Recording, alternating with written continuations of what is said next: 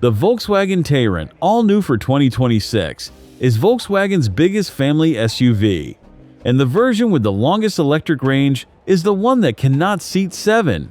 That is the strange contradiction sitting at the heart of this car. The Tayron takes over from the old Tiguan Allspace and slots in above the ordinary Tiguan, stretched to carry 7 people when the day demands it. But pick the one most buyers really want, the plug-in hybrid, and its battery lives under the boot floor, in the exact space where that third row would fold away. So the longest leg Tayron on sale seats only 5. And if you want the honest answer before you spend a penny, subscribe. 2 cars, 1 badge, and a decision you have to get right. Whichever one you choose, the two are identical to look at, so start there. Volkswagen clearly wanted the Tayron to read as more than a stretched Tiguan.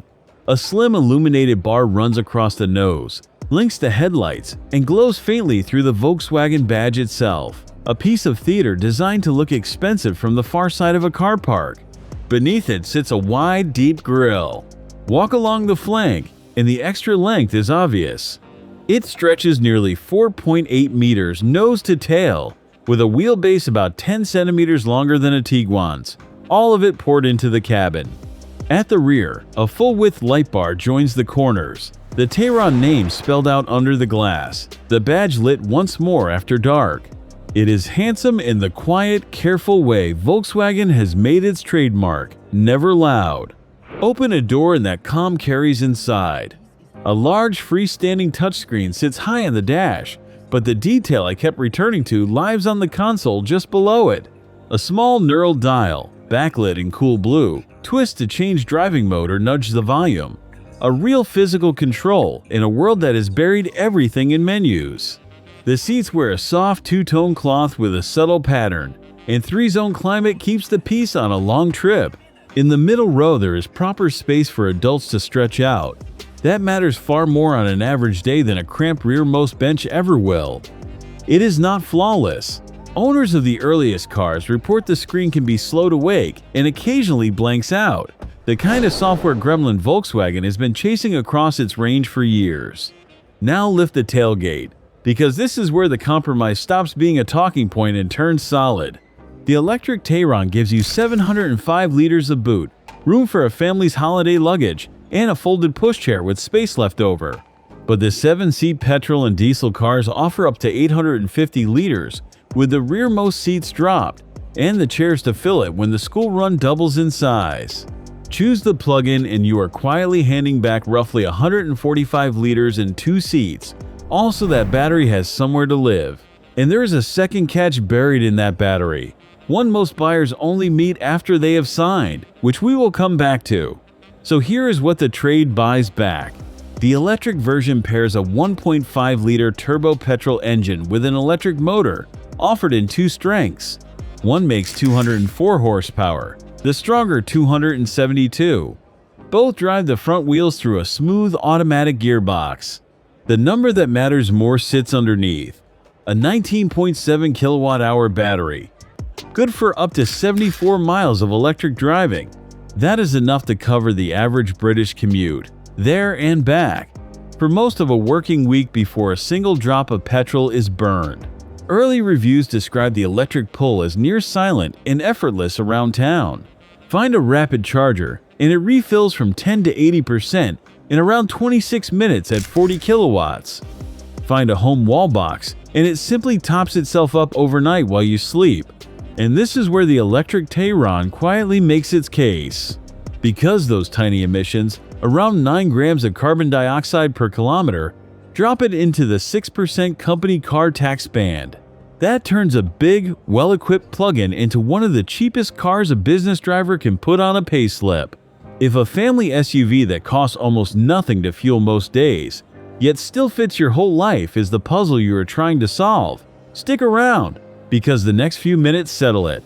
But here is that second catch. 74 miles is the laboratory figure. In the real world, reviewers see closer to 50 or 60, less again in the cold, and every one of those electric miles depends on you actually plugging in. Leave it flat, and you are dragging a heavy battery around behind a small engine, and the economy falls apart. This is a car that rewards the disciplined and punishes the lazy. Ownership brings one more honest note.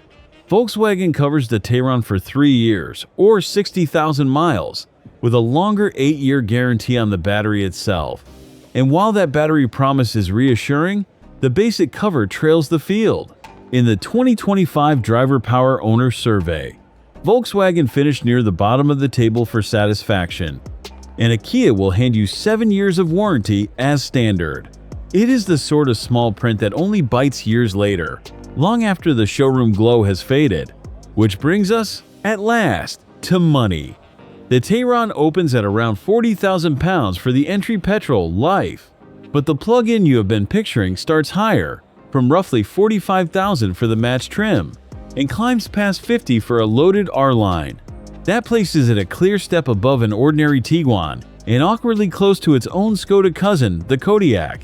That car offers the very same plug-in idea, and the very same 5 seats, for noticeably less outlay. So who else lets a big family plug in? Here's where the class splits down the middle, and you can see it on screen now. The Tayron and that Skoda cousin give you 70+ electric miles, but only 5 seats. The Kia Sorento and Hyundai Santa Fe keep all 7 seats, yet their plug-in range roughly halves to somewhere near 35 miles.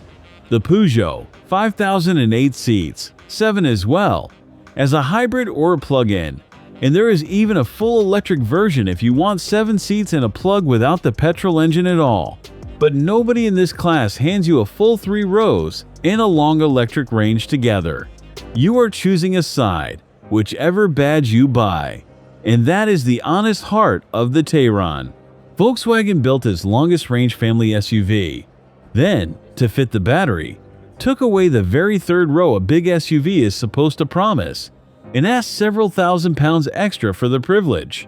It is a real loss, and worth thinking hard about. Yet, be honest about how these cars actually live. In a school-run SUV, the rearmost row is mostly for occasional, smaller passengers, and it spends most of its life folded flat into the floor. If you need all 7 seats only a handful of times a year, the plug-in's everyday savings will out-earn those 2 folding chairs many times over. So which Tayron should you buy? For most people, the answer is the eHybrid in match trim, at around £45,000, the sweet spot of range, kit, and running cost. Skip it only if you truly fill 7 seats most weeks, in which case the 7-seat petrol makes far more sense. Before you sign, cross-shop the Kia Sorento, which keeps all 7 seats alongside a plug, and the Skoda Kodiaq, which sells the same clever compromise for less. Weigh all of it together, and the Tayron lands at 7.6 on the AUTO TV score. A properly clever car undone slightly by its price and its short warranty. So the Tayron is not really one car with a flaw. It is 2 machines sharing a single name. One built to carry people, one built to save you a fortune in fuel. And now you know exactly how to tell them apart. The car that forces you into the very same choice for less money is that Skoda Kodiaq, and its review is the next one to watch.